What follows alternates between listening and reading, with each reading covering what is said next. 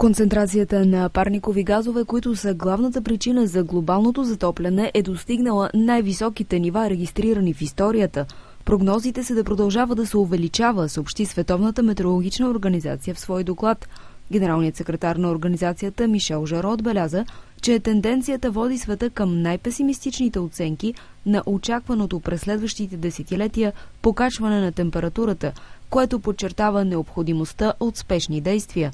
Според най-лошия сценарий, предвиден от Международната група за климатичните промени в доклад от 2007 година, до края на века температурите могат да се покачат с между 2,6 и 6,4 градуса по Целзий.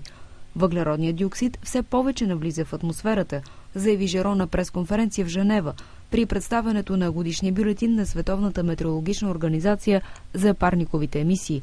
Докладът е публикуван преди климатичната конференция на ООН следващия месец в Копенхаген, чиято цел е да приеме ново международно споразумение в борбата с глобалното затопляне.